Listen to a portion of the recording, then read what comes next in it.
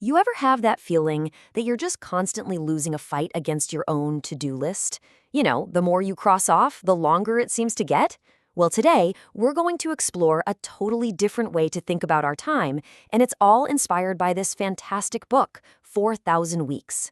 The big idea here is that maybe we should be chasing meaning, not just efficiency. It all kicks off with this one simple and honestly kind of terrifying number: 4,000. Yeah, that's about how many weeks the average person gets in their entire life. When you see it laid out like that, just as a number, it really changes your perspective, doesn't it? This isn't some infinite resource we can just waste. It's a finite, incredibly precious handful of weeks. And that, of course, leads us to the single most important question of all. This isn't just some abstract thing to ponder. It's a real, urgent question for every single one of us. Because every week that ticks by, that's one of your 4,000, and it's gone for good. So why does so many of us feel like we're just spinning our wheels, even when we're trying our absolute hardest to be productive? Well, the book argues it's because we've been tricked into playing an unwinnable game. We've been taught to see time as this thing to be conquered, to optimize, to squeeze every last drop out of. And this, right here, perfectly captures the trap we all fall into. We tell ourselves, okay, if I just get this new app, this new system, I'll finally get on top of everything and feel calm. But what's the reality?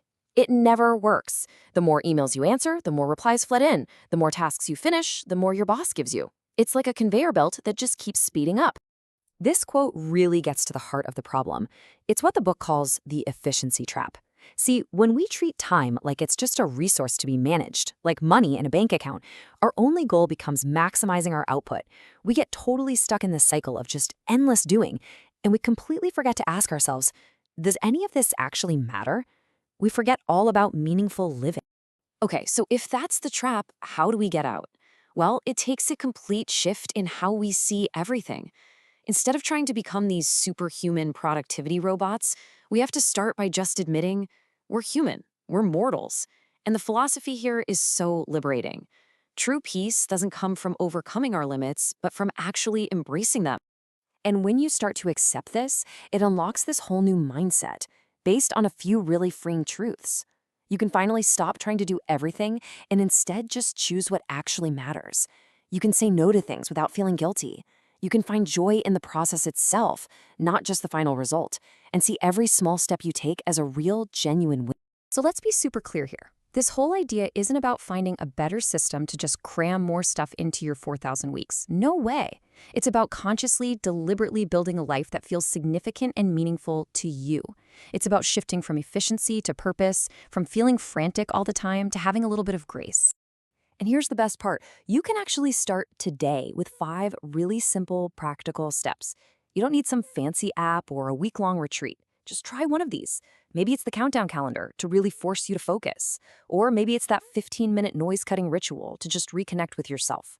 Each one is a small step away from the efficiency trap and towards a life lived on purpose. And it all comes down to this. This is the big takeaway, the idea that changes absolutely everything. If time is a gift, you don't try to hoard it or optimize it. You enjoy it, you savor it, you use it to create things that matter and to experience moments of joy and connection. It's a huge shift from a mindset of scarcity to one of beautiful, finite abundance. So I'll leave you with this final thought. Not for your whole life, not for the next decade, but for right now, for this week, one of your precious 4,000. Forget about trying to do everything. Instead, just ask yourself this: what 1 or 2 things will make this week feel like a masterpiece?